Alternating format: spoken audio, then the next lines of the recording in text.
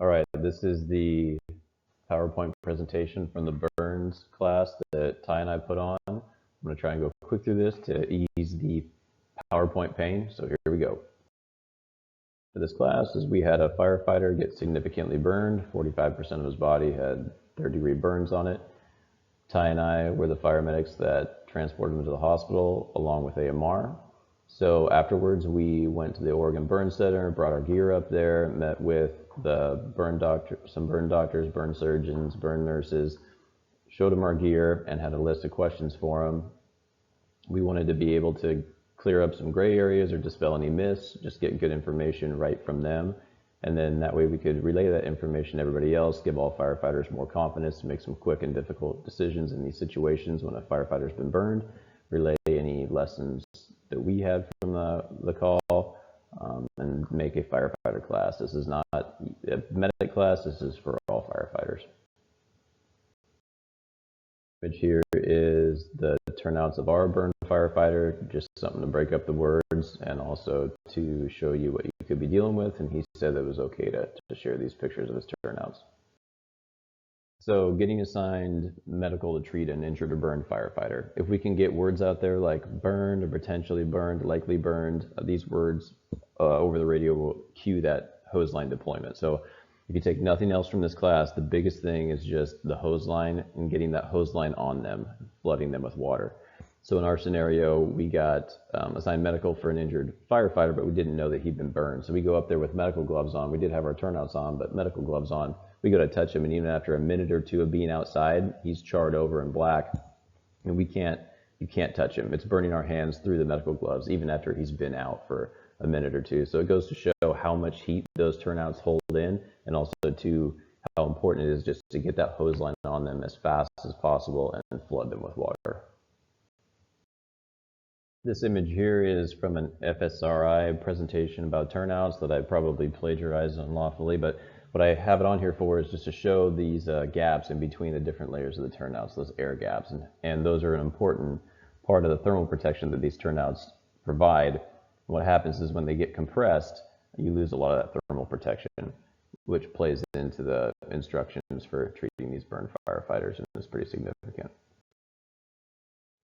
So the previous image of the air gaps rolls into this picture right here because uncompressed gear 5 minutes, compressed gear 1 minute. So basically 5 times faster you're going to reach a burn injury through your turnouts if your gear is compressed. And we just don't know in those turnouts what part of the turnouts have been compressed by the SCBA, the way you're working, if you're on your knees, if you're on your back, on your side.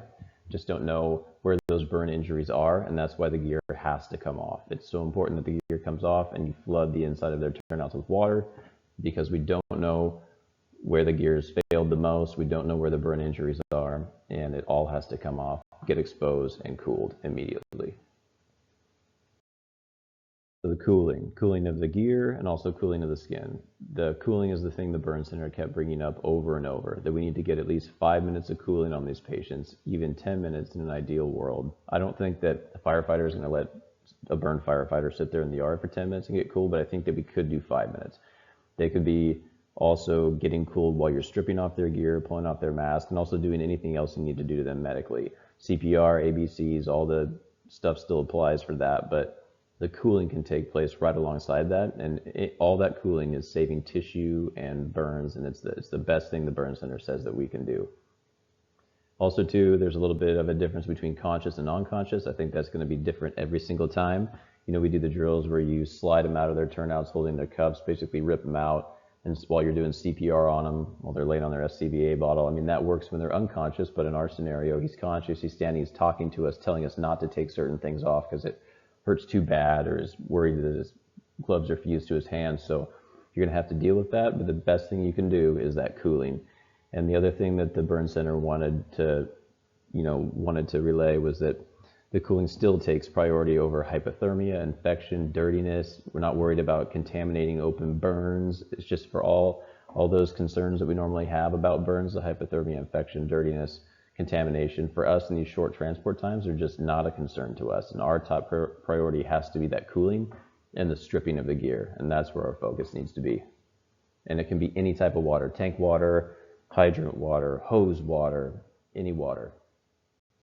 Cooling.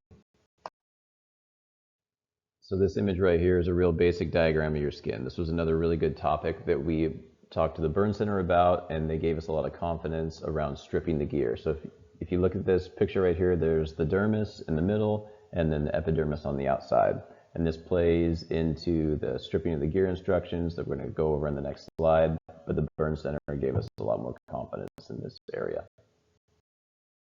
So the stripping of the gear, which means we're going to start with opening up the gear as fast as we can, filling their turnouts up with water, filling their gloves up with water, their boots up with water, and then continuously removing their gear while flushing them with water. That means that we're not worried about removing skin when we pull stuff off. If somebody's mask is burned to their face, you can pull it off. If the dermis is alive underneath there, then it's going to remain. Anything that comes off is going to be the epidermis if there was live tissue there. The burn center was pretty adamant about this to try and give us some confidence to do this. If there's live tissue, it's going to stay. You're not going to be ripping it off. It's going to pull the epidermis off, but it's going to leave the dermis. If the gear can't be removed again, or the firefighter doesn't want it removed because they're conscious, it can't be tolerated, you can cut anything and everything open and flush it with water, and it doesn't matter what type of water that is. Hose water, everything, doesn't matter. Doesn't have to be sterile water. Our main thing is just stripping the gear or opening it up and cooling everything.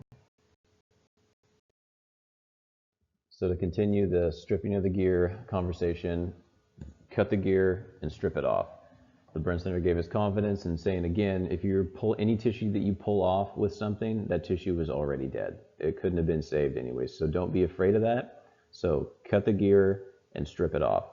We had an issue with this because we were using the classic trauma shears that we all know, the cheap plastic handles, and they just wouldn't cut the turnouts. So slow, the liners are super thick, along with those Kevlar turnouts or whatever else they've got in them. They just would not cut them. We got a pair of Raptors from AMR that were better, that helped significantly, but still I think too those Raptors were dull. They've been used a lot. They just didn't cut great either. So Gresham Fire did a bunch of training demos, and this is where we landed these X shears. They cut everything great. The boots, the gloves, the turnouts, the liners, super fast, work really well. We stocked them in a whole bunch of stuff, and these are what we carry now. So the classic burns and airway issue. I feel like this is always something over the years that we've talked about. A lot of times we're intubating people super fast because we're afraid that their airways are going to swell shut. So the burn center is saying singed nasal hair, facial burns, soot and mouth. Only 30% of these patients actually have an inhalation injury. If they're talking, you have some time. The swelling in the airway usually doesn't happen in 5 to 10 minutes like we have often thought, more like 20 to 30 minutes or even hours after they've been given quite a bit of fluid. So again, if they can talk and argue with you about being intubated, you probably have some time. This is something that everybody can recognize and say if there's other cooling issues or things that need to be taken care of, we don't have to RSI them split second. We have some time if they're awake and conscious and talking.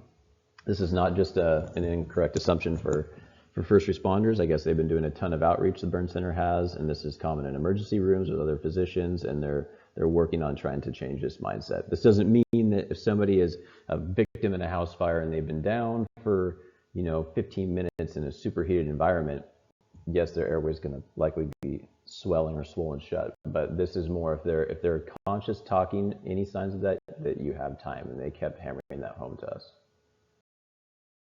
So the information in this presentation, yes, it's a firefighter burns injury class, but really, the information applies to all burn victims. But one thing that could be a little bit different is that we're wearing SCBAs in these things, and civilians are not. So if you have a civilian rescue from a working house fire is not wearing an SCBA, again, think more of that high heat in their airway could be a real quick issue, especially if they're obviously unconscious, not protecting their airway, and they've been subjected to that high heat. For us, if we have an SCBA on, it's probably a lot less likely that we have an inhalation injury unless our mask has been ripped off or pulled off or something. So the way we recognize that is the classic stridor, accessory muscle use, severe respiratory distress. This is when you need to think about being really aggressive about airways. When making those airway decisions, sometimes it's pretty nice to have the O2 sat information, especially if somebody's conscious and you're wavering back and forth about the whole RSI thing. One reminder that somebody's brought up is just that PED sat sensor on the ear. Some people have had some luck with that, and just a thing to think about. Fluid administration, the burn center wanted to remind us that we don't need to put in that many fluids. We have short transport times. They're saying that 20 to 30 cc's a kilogram or 1 liter or so is plenty, not 5 liters. Not that we would be able to get that much fluid in them anyway in our short transport time typically, but just reminding us that we don't need to flood these patients. The flooding harms them. It does not do them good. Even though in our protocols it does say the 2 large bore IVs if greater than 20% total body surface area burns. This is about access. This is not about us completely flooding them with fluids. So the burn center brought that up a couple times. They don't need to be flooded. It does more harm than good. Covering the burns, we don't need to put anything on them for our short transports. If you are going to put something on them, the sheets are just fine, just the normal bed sheets. We don't need to use saran wrap. It's not something that goes over a 3rd-degree burn patient with a bunch of burns all over the body. That's for isolated small pain relief things that we don't even need to worry about. So don't use the saran wrap. If you're going to do anything, just put dry sheets over them or nothing for our short transports. Just an opportunity for a reminder, we have the cyano kits. They're on C7, and if somebody has soot in mouth, nose, oropharynx, and they're comatose in cardiac or respiratory arrest or have persistent hypertension, then we should consider using the cyano kits. Again, they're on C7 and 5 grams over 15 minutes. This is another image of our firefighter's burn gear. These are his gloves, and that's his radio and lapel mic. And you can just see how much heat he was subjected to. Quick summary of the pain management. You have the fentanyl, 25 to 100 micrograms, IV, IO, may repeat every 3 to 5 minutes as needed, up to a max of 400 micrograms. And then the IO pain management, I just put this in here because this was not our firefighter. This was a different house fire victim that we had, very burned, again, probably half his body burned, in extreme pain, and we did a IO on his leg.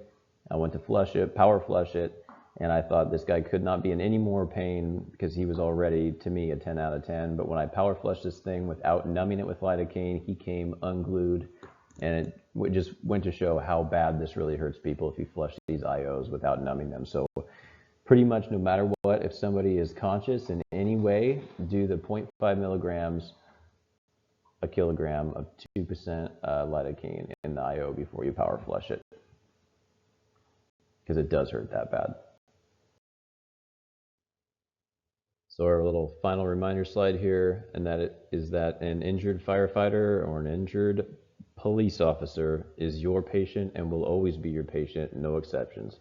That means that nothing happens to this person without you allowing it to happen to this person, and they're your responsibility from the start of this thing to the end of this thing.